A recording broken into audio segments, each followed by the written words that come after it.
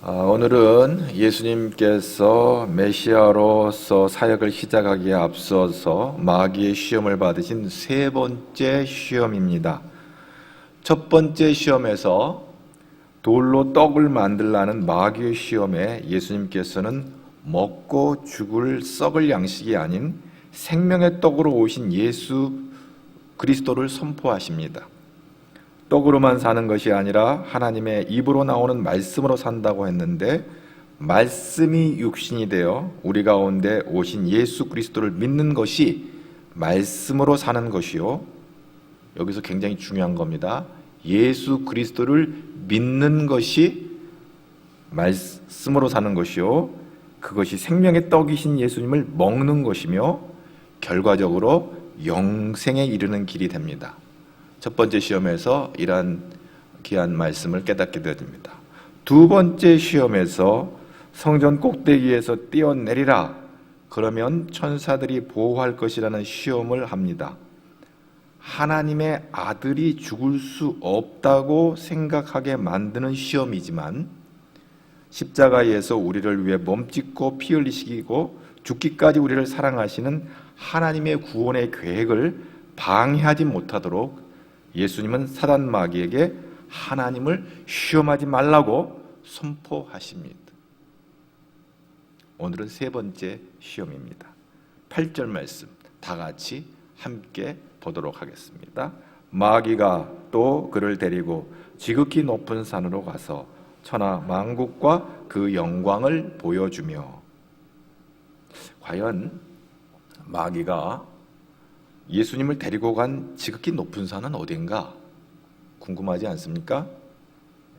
성경학자들 간에 이견이 있습니다만, 이 산을 모세가 가나안 땅을 내려다보았던 느보산으로 추정을 합니다. 모세는 느보산 정상에서 멀리 요단강 건너편 가나안 땅을 보는 곳으로 족했습니다. 우리 신명기 34장 1절에서 3절까지 말씀을 우리 다 같이 한번 보도록 하겠습니다. 모세가 모압 평지에서 느보산의 여리고 맞은편 비스가 산 꼭대기에 이르매 여호와께서 길르앗 온 땅을 단까지 보이시고 또 온 납달리와 에브라임과 므낫세 땅과 서해까지 유다 온 땅과 남방과 3절 남방과 종료의 성읍 여리고 골짜기 평지를 소알까지 보이시고. 지금도 날씨가 청명하면 가시권이 엄청 높다고 합니다. 느보산은 해발 710m로 동서남북 사방에 대한 전망을 그 어느 것보다도 뛰어난 산이 바로 이 느보산입니다. 멀리 사해에 반짝이는 물빛과 요단강 건너편 여리고까지 보이고, 때로 예루살렘 지역의 감람산은 물론이고 북쪽의 헐몬산 만년설까지 식별할 수 있을 정도로라고 합니다. 왼쪽으로 사해와 오른쪽으로 요단강과 여리고 지역 약속의 땅 가나안을 바라보기에 최적의 산입니다. 일종의 전망대로서는 아주 이보다 더 좋을 수가 없는 것입니다. 하나님이 약속의 땅 가나안을 전체적으로 파노라마식으로 이렇게 쫙 이렇게 전망하기에는 이 느보산이 아주 적격인 것이죠. 거기서 모세는 무엇을 봅니까? 하나님께서 아브라함과 이삭과 야곱에게 약속한 땅을 이제 막 건너가기 앞서 바라보는 것입니다. 430년의 애굽의 종살이, 그리고 40년의 광야 생활, 거의 500년이 지난 시간 앞에서 약속의 땅을 바라보는 모세는 감개가 무량했을 것입니다. 드디어 약속의 땅 앞에 서 있는 거예요. 그런데 하나님께서 너는 들어가지 못한다 라고 말씀하세요. 이제 우리 신명기 34장 4절, 5절, 6절을 보면 그런데, 일단은 지금은 민수기 20장의 한 사건 때문에, 민수기 20장에 나온 한 사건 때문에 모세가 그 가나안 땅에 들어가지 못하게 되어집니다. 민수기 20장에 보면 거기서 이스라엘 백성이 하나님을 거역함으로 기나긴 광야 생활의 출발이 됐던 가데스 바네아로 류턴해서 돌아오게 됩니다. 그런데 그곳에 백성들이 와서 보니까 물이 없는 거예요. 그리고 물이 없어서 불평을 하게 됩니다. 이 사건은 출애굽 직후 신광야에서 물이 없어 불평하던 그 사건과 별개의 사건입니다. 맛사라 불리던 르비딤에서 물이 없어 하나님을 시험하였던 사건으로 해가람을 얻은 일이 있었습니다. 그런데 가데스에서 물이 없어 원망한 일은 광야 40년 생활이 거의 마무리되어가는 상황에서 일어난 사건입니다. 그러고 보면 출애굽 직후에 불평했던 이스라엘 백성들이 40년이 지난 다음에도 이제 막 가나안 땅을 들어가려는 그 입구까지 와서도 불평하는 걸 보면은 참 사람은 인생은 변하기가 쉽지 않다. 아마 거의 부모 세대는 다 세상을 떠나고 그 다음 자녀 세대들이었을 텐데 부모들이 불평하던 그대로 자녀들도 불평하는 것을 보면 그저 배운 대로 하는 것을 보면, 그러니까 부모 신앙이 반듯하지 않으면 자녀들도 아무리 세월이 지나도 반듯할 수가 없구나. 참 안타까운 일이 아닐 수가 없습니다. 민수기 20장 8절에 이제 하나님께서 모세에게 그렇게 말해요. 원망하는 그 이스라엘 백성들을 이제 다독거려 주면서 지팡이를 가지고 내 형 아론과 함께 회중을 모으고 그들의 목전에서 너희는 반석에게 명령하여 물을 내라 하라. 내가 그 반석에 물을 내게 하여 회중과 그들의 짐승에게 마시게 할지니라. 이게 하나님께서 말씀하셨어요.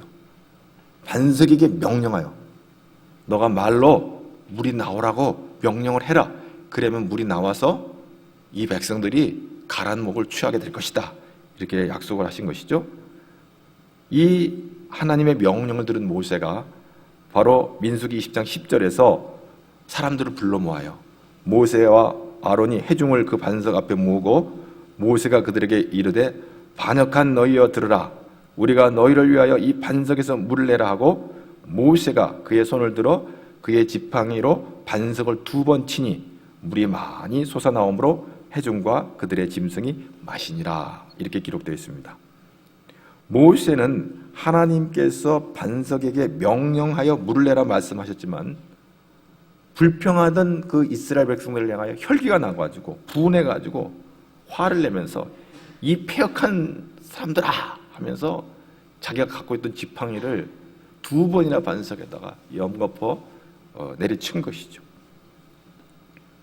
이 사건을 보고 하나님께서 바로 민수기 20장 12절에 여호와께서 그 모세와 아론에게 이르시되 너희가 나를 믿지 아니하고 이스라엘 자손의 목전에서 내 거룩함을 나타내지 아니한 고로 너희는 이 회중을 내가 그들에게 준 땅으로 인도하여 드리지 못하리라 하시니라.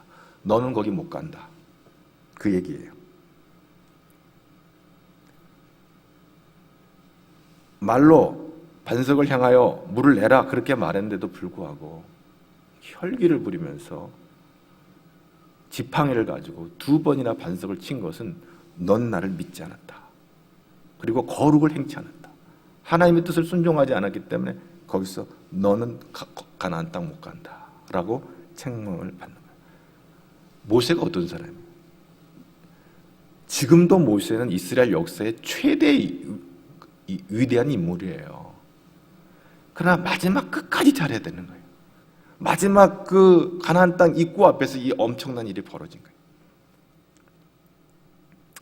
이 사건에 대해서 시편 106편 32절 33절에는 그들이 또 무리바 물에서 여호와를 노하시게 하였으므로 그들 때문에 재난이 모세에게 일어났나니 이는 그들이 그의 뜻을 거역함으로 말미암아 모세가 그의 입술로 망령되이 말하였음이로다. 이 일로 인하여 결국 모세는 가나안 땅을 바라보았지만 들어가지는 못했습니다. 그러나 하나님께서 모세를 얼마나 사랑하시는데요. 그럼에도 불구하고 모세는 놀라운 비전을 보고 있습니다. 새로운 땅에 들어가는 신세대들을 향하여 신명기에서 하나님이 주신 말씀을 선포합니다. 나는 못 가지만 내가 너희들에게 당부해야 말이 있다. 부탁한다. 이 설교 신명기는 신세대를 향한 모세의 설교입니다. 가나안 땅 들어가게 해서 이렇게 살아라 하고 당부하는 그런 권면이 바로 신명기의 말씀입니다. 신명기 6장에 보면 10절에 내 하나님 여호와께서 내 조상 아브라함과 이삭과 야곱을 향하여 내게 주리라 맹세하신 땅으로 너를 들어가게 하시고 내가 건축하지 아니한 크고 아름다운 성읍을 얻게 하시며, 지금 모세가 설교하는 거예요. 내가 채우지 아니한 아름다운 물건이 가득한 집을 얻게 하시며 내가 파지 아니한 우물을 차지하게 하시며 내가 심지 아니한 포도원과 감람나무를 차지하게 하사 내가 배불리 먹게 하실 때에 너는 조심하여 너를 애굽 땅 종되었던 집에서 인도해 내신 여호와를 잊지 말고 너희는 다른 신들 곧 내 사면에 있는 백성의 신들을 따르지 말라. 가나안 땅의 이방 신들 우상 따르지 말라. 너희 중에 계신 너희 하나님 여호와는 질투하시는 하나님이신즉 너희 하나님 여호와께서 내게 진노하사 너를 지면에서 멸절시키실까 두려워하노라. 참으로 놀라운 말씀을 선포하고 있습니다. 그리고 모세는 앞서 읽은 신명기 34장에 그가 마지막 유언을 남기는 어쩌면 그런 상황인데 파란만장한 세월을 르보산 골짜기에서 죽고 장사되어집니다. 신명기 34장 4절 말씀을 이어서 한번 우리 보도록 하겠습니다. 다 같이 한번 보겠습니다. 5절 6절까지. 여호와께서 그에게 이르시되 이는 내가 아브라함과 이삭과 야곱에게 맹세하여 그의 후손에게 주리라 한 땅이라. 내가 내 눈으로 보게 하였거니와 너는 그리로 건너가지 못하리라 하시매 이에 여호와의 종 모세가 여호와의 말씀대로 모압 땅에서 죽어 벳부월 맞은편 모압 땅에 있는 골짜기에 장사되었고 오늘까지 그의 묻힌 곳을 아는 자가 없느니라. 그럼에도 불구하고 고대 그 성도들은 모세의 무덤을 찾았죠. 찾아서 지금도 이제 성지순례 가시면 느보산 거기에 여기가 모세 기념교회다 해가지고 이제 이렇게 세워놓고 예배를 드리고 있어요. 그런데 오늘 이 말씀, 그의 묻힌 곳을 아는 자가 없느니라고 이렇게 기록된 말씀의 의미가 있어요. 6.25 전쟁 영웅이었던 메가드 장군이 그런 말을 했죠. 노병은 죽지 않는다, 다만 사라질 뿐이다라는 명언을 남겼는데 분명 느보산 어딘가에 모세가 죽어 묻혔을 텐데 그 무덤이 어디에 있는지 아무도 알지 못했다는 것은 뭐예요? 신격화되거나 우상화될 수 있는 길이 원천적으로 차단된 거예요. 죽은 시신을 안고 위대한 모세를 갖고 그를 섬기고 경배하는 일은 아예 처음서부터 없는 거예요. 여러분, 사도 바울은 사람에게 영광을 구하지 아니하였다 그랬어요.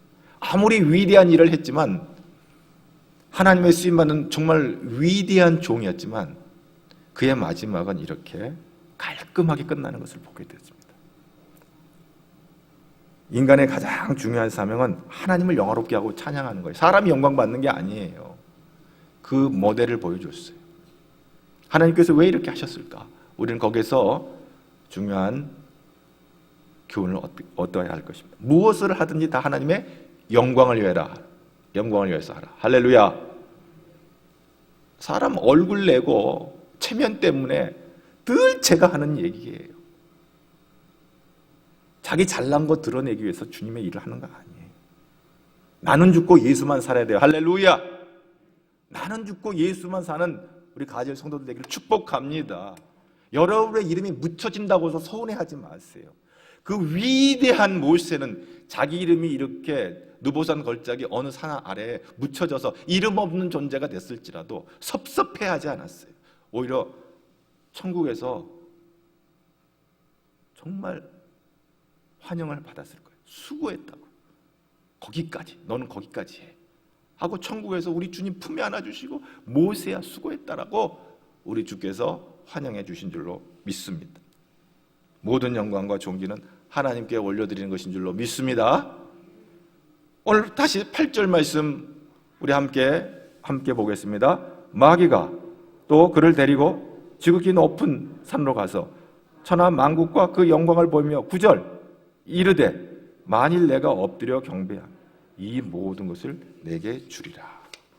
사단은 마치 자기가 세상의 주인인 것처럼 속임으로써 예수님으로 하여금 이 땅의 영광에 현혹되어 메시아의 사명을 감당하지 못하도록 미혹합니다. 사단이 제안하는 길은 십자가의 길과는 상반되는 거예요.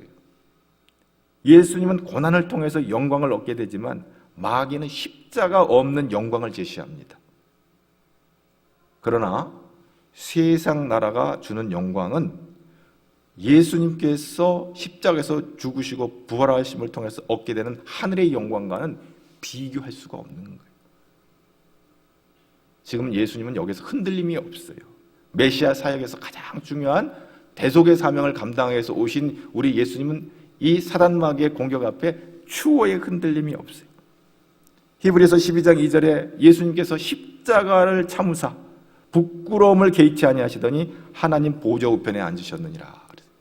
하나님 보좌 우편에 앉으시는 것보다 더 큰 영광과 기쁨이 어디에 있어요? 우리도 마찬가지입니다. 우리도 마찬가지입니다. 로마서 8장 16절에 보면 성령이 친히 우리의 영과 더불어 우리가 하나님의 자녀인 것을 증언하시나니 자녀이면 또한 상속자 곧 하나님의 상속자요 그리스도와 함께한 상속자니 우리가 그와 함께 영광을 받기 위하여 고난도 받게 함께 받아야 할 것이니라. 생각하는데 현재의 고난은 장차 우리에게 나타날 영광과 비교할 수 없도다. 오늘 우리가 예수를 믿기 때문에 좀 서운한 일이 있고 답답한 일이 있을 거예요. 근데 그거 못 참고 말이지 파르르 떨고 어쩔 줄 몰라 하는 인생들이 덜어 있긴 한데 이 당시 고대 교회에서는요, 초대교회에서는요, 예수를 권사, 장로, 목사 수준으로 믿으려면요 생명을 걸어야 돼. 죽어야 돼. 그 집에 하나가 순교자가 나와야 돼. 그 정도로 생명 걸어야 되는 거예요. 그것은 고난이긴 하지만 장차 하나님 나라를 유업을 얻고 영광 받을 것 생각하면 그건 아무것도 아닌 것으로 여겼어요. 내 목숨 잃어버리는 그거를 초계와 같이 여겼어요. 근데 오늘 뭐 우리가 예수 믿는데 목숨을 요구합니까? 생명을 걸어야 됩니까? 그렇지 않아요. 조그만 자존심 상하는 일, 조금 어렵고 힘든 일이 있으면 툴툴 털고 원망하고 불평하고 짜증내는 인생들이 얼마나 많아요. 하나님 보실 때 가당치 않지요. 다 잘해보려고 그러다가 어려움 당하는 경우도 많아요. 교회에서 왜 다퉈요? 다 잘하려고 그러는 거예요. 다 옳은 소리 하는 거예요. 뭐 틀린 말 하지 않아요. 마귀가 그렇게 멍청하지 않거든요. 옳은 말 갖고 싸우게 하는 거예요. 누가 더 옳으냐, 누가 더 옳으냐. 그건 뭐예요? 의미 없어요. 마귀의 장난이에요. 내 생각은 접고 오직 하나님의 영광만 드러나도록 나를 감추고 하나님의 영광만 드러내는 저와 여러분 되길 주님의 이름으로 축복합니다. 우리가 누릴 영광은 세상 영광이 아닙니다. 하나님께서 예수 그리스도 통해서 주시는 영광입니다. 그래서 예수님께서 오늘 10절에 아주 결정적인 말씀을 하고 있어요. 10절 말씀 시작. 이에 예수께서 말씀하시되 사탄아 물러가라. 기록되었으되 주 너의 하나님께 경배하고 다만 그를 섬기라 하였느니라. 여기서 사탄아 물러가라. 기록되었으되 이것은 구약의 말씀을 인용한다고 그랬어요. 신명기 6장 13절의 말씀을 인용하는 거예요. 자, 어찌하든 사탄아 물러가라. 휘파게 사탄아. 이 사탄의 명사는 사타나스인데 대적자라는 뜻이에요. 지금 예수님을 대적하고 있는 거예요. 물러가라. 이 휘파게 사타나. 근데 혹격으로 부를 때 사타나스가 이게 사탄인데 이걸 혹격으로 부르면 사타나. 우리가 아무개 이름 부를 때 아무개야 하는 것처럼 우리의 이름 부르는 거하고 좀 비슷해요. 사타나. 휘파게 사타나. 휘파게는 뭐냐면 자동사예요. 물러나는데 네가 스스로 알아서 떠나라. 그런 뜻이에요. 네가 알아서 겨라. 그런 말이에요. 사탄은 교활하고 속이는 영입니다. 그리스도인의 공동체를 시험하고 또 공중권세 잡은 자로서 세상 풍조를 따르게 하는 거예요. 그리고 성도들 가운데 올무를 놔요. 덫을 넣어가지고 자꾸 넘어지게 해요. 그래서 어떤 성도들은 아이고 내가 명색이 집사인데 내가 이렇게 넘어지면 되나, 이렇게 내가 실족하면 되나, 아주 자책을 하게 하고 마음 가운데 불편함, 죄책감을 갖게 하는 거예요. 아유 내가 못 나가지고 이게 뭔가. 그래도 일어서길 바랍니다.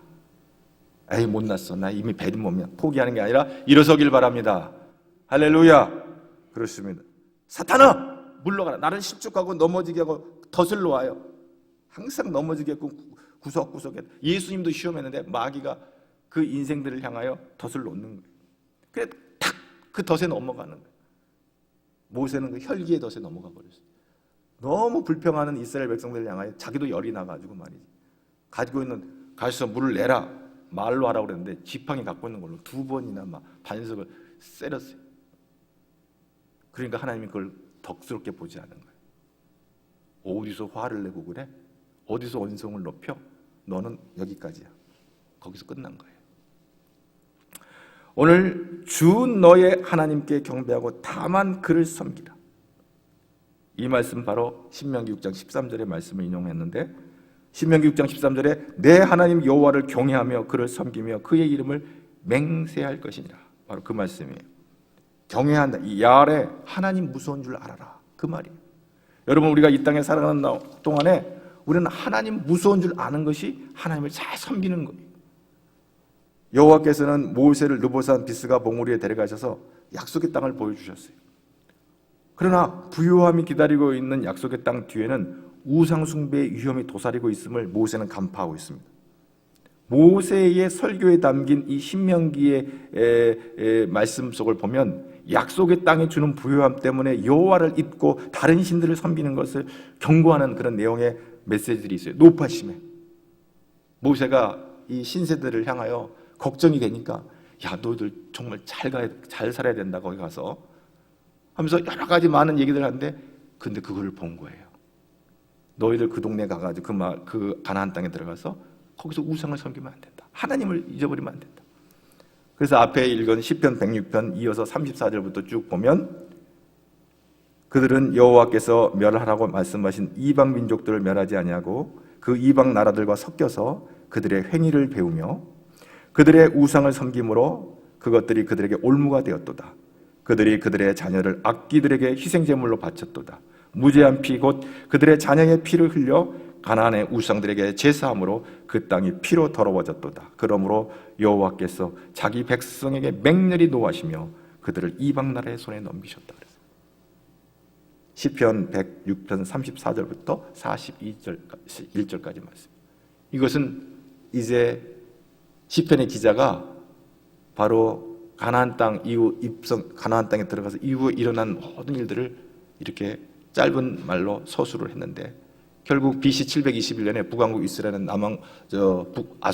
북쪽 아수르에서 망했고, BC 580년 남왕국 유다는 바벨론에 의해서 망하게 되는 것입니다. 악행한 건 뭐예요? 우상을 섬긴 거예요.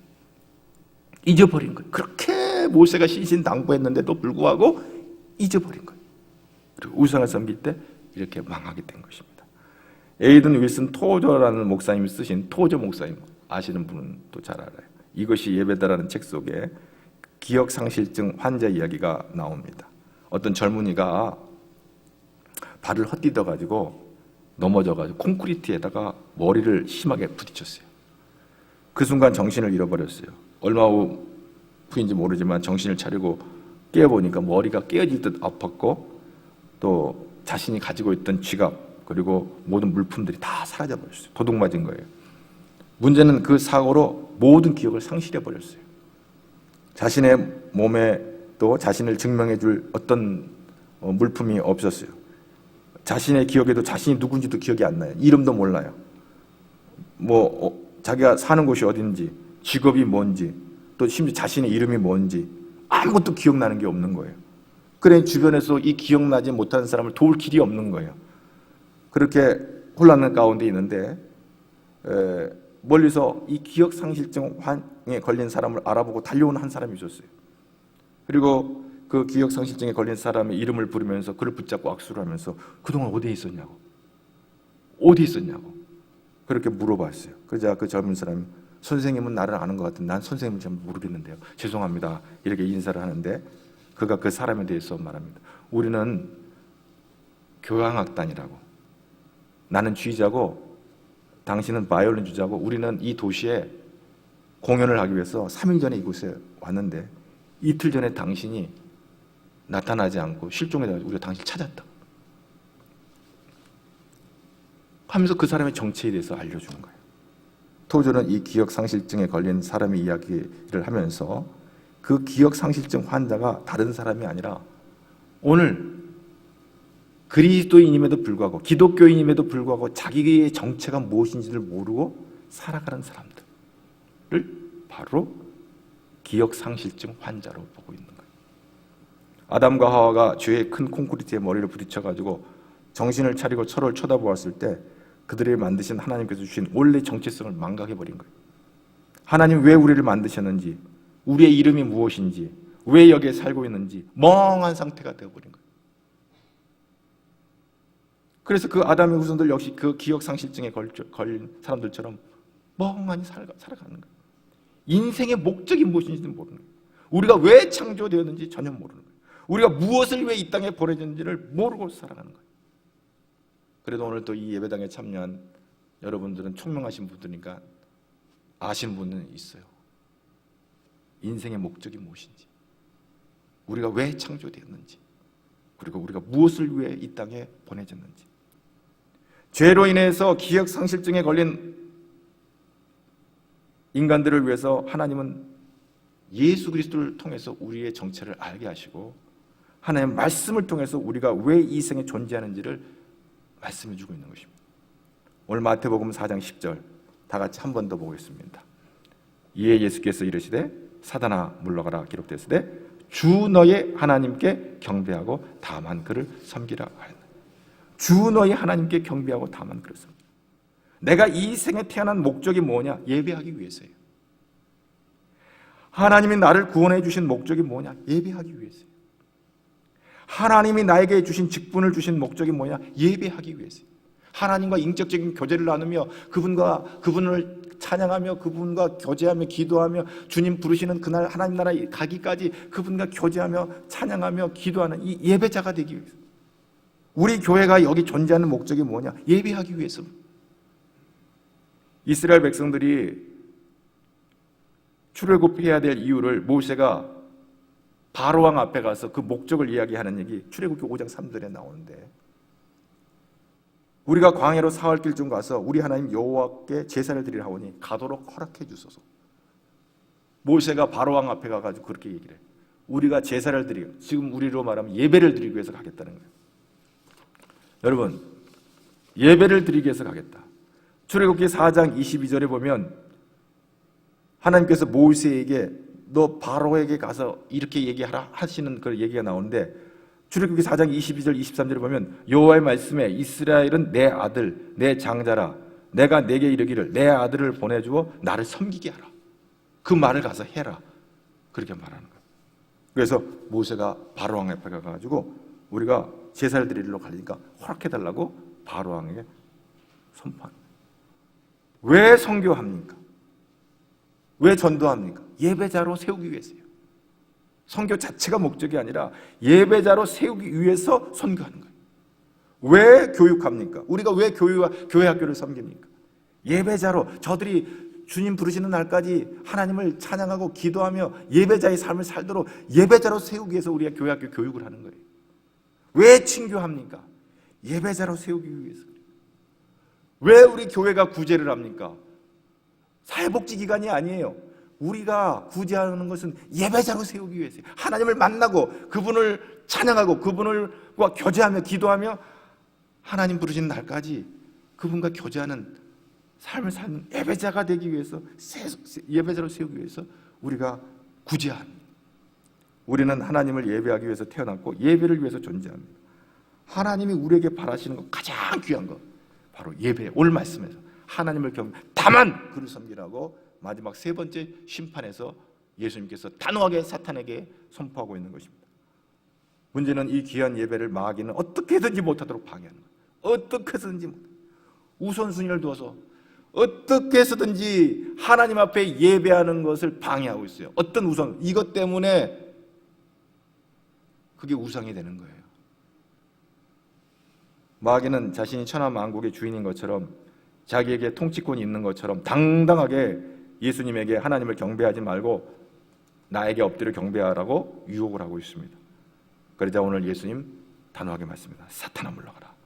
기록되었으되 너희 하나님께 경배하고 다만 그를 섬기라 하였느니라. 문제는 우리예요. 예수님도 이렇게 시험과 미혹을 받는데 우리야 뭐 두말할 것도 없어요. 마귀가 우리에게 어떤 돈이나 어떤 힘이나 어떤 우상, 어떤 또 건강이 우상이 되는 사람도 있고 어떤 명예나 이런 거를 내세우면서 내게 엎드려 경배한 이거 너 준다. 유혹하는 거예요.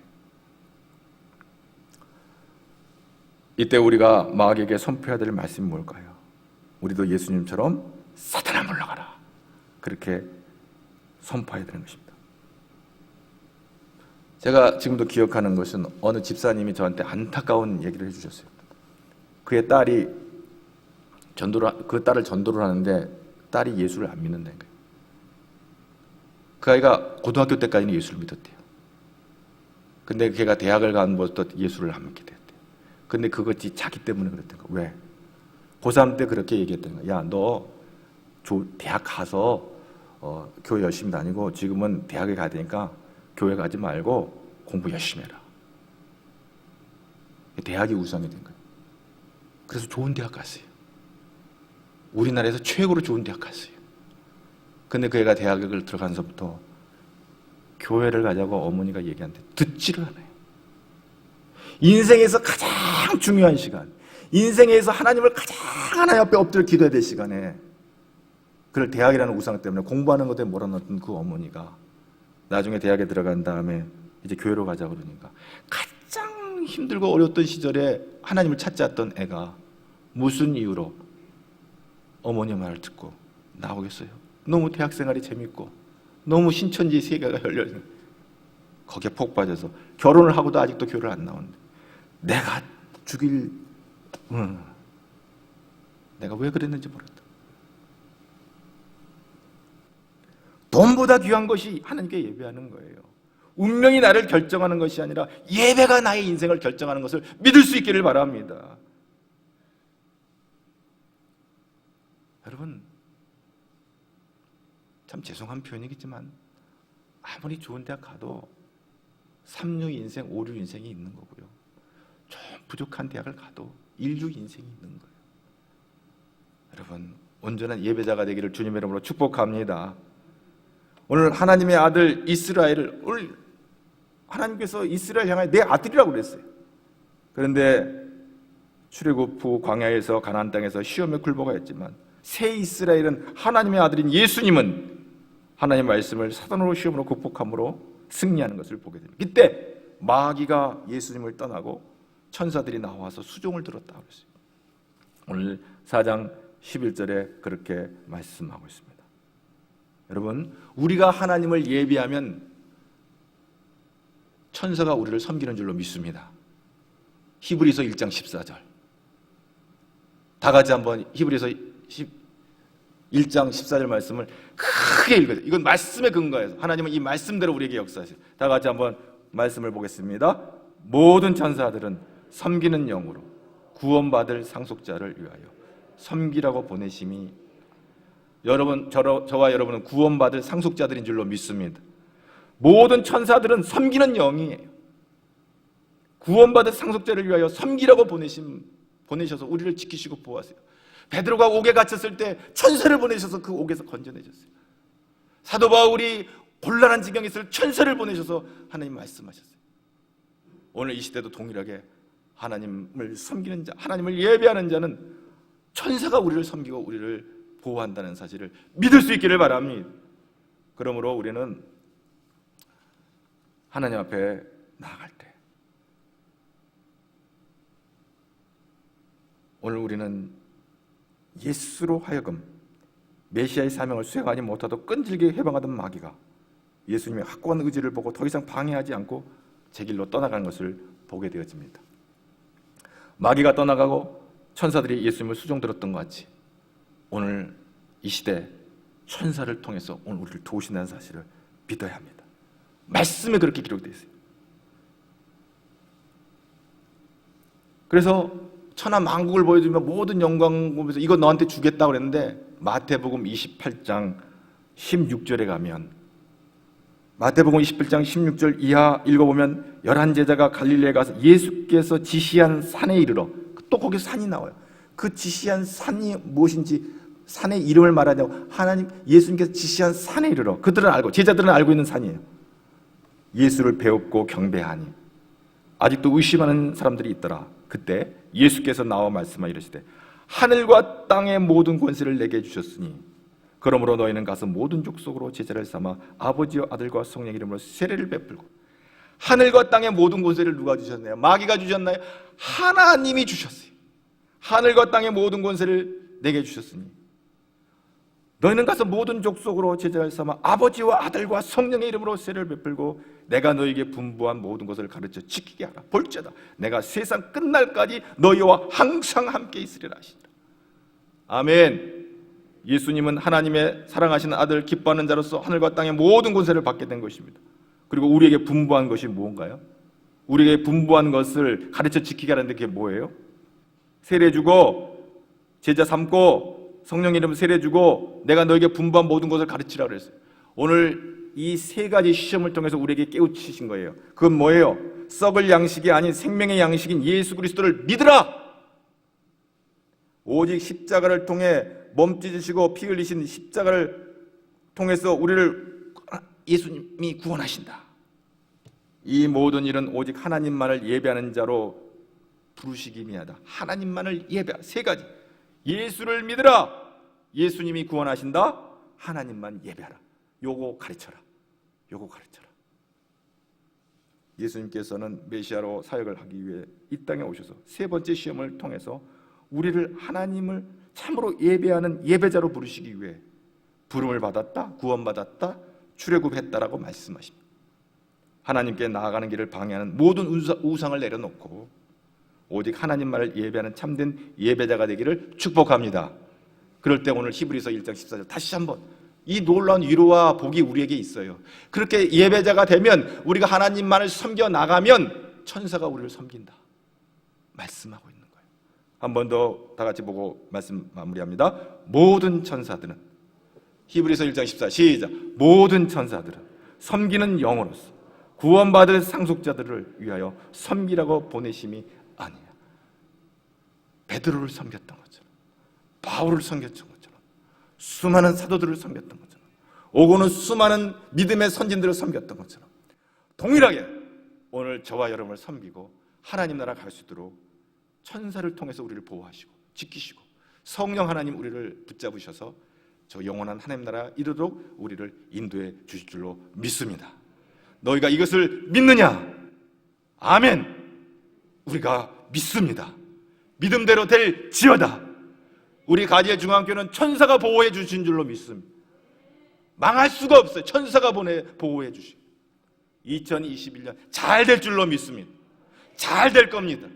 내가 주님 안에, 주님이 내 안에 있을 때 천사가 우리를 보호하시고 여러분의 가정과 직장과 생업과 일터를 지켜주시고 하나님께서 우리 교회를 지켜주시고 우리 대한민국을 지켜주시고 온 열방과 온 세계 믿음의 공동체를 지켜주실 줄로 믿습니다.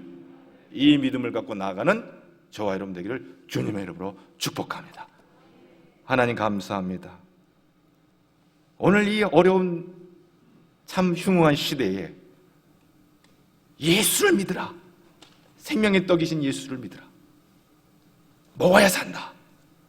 십자가에서 내가 너를 위해 피 흘리고 내가 너를 구원하기 위해서 대속의 피를 흘려야 한다. 그리고 하나님만을, 이 모든 구원의 계획을 이루시는 하나님만을 경배하라. 이 말씀대로 우리가 순종하며 나아감으로 성령께서 우리를 보호하시고 천사를 보내서 우리를 인도하시고 역사하시는 이 놀라운 은혜를 날마다 경험하는 기막힌 축복을 누리는 가야의 모든 성도들 되도록 인도하여 주옵시고 영상 앞에 나와 앉아있는 모든 사랑하는 귀한 아들, 딸들에게도 동일한 은혜와 복을 허락하여 주옵소서. 예수님 이름으로 기도하옵나이다. 아멘.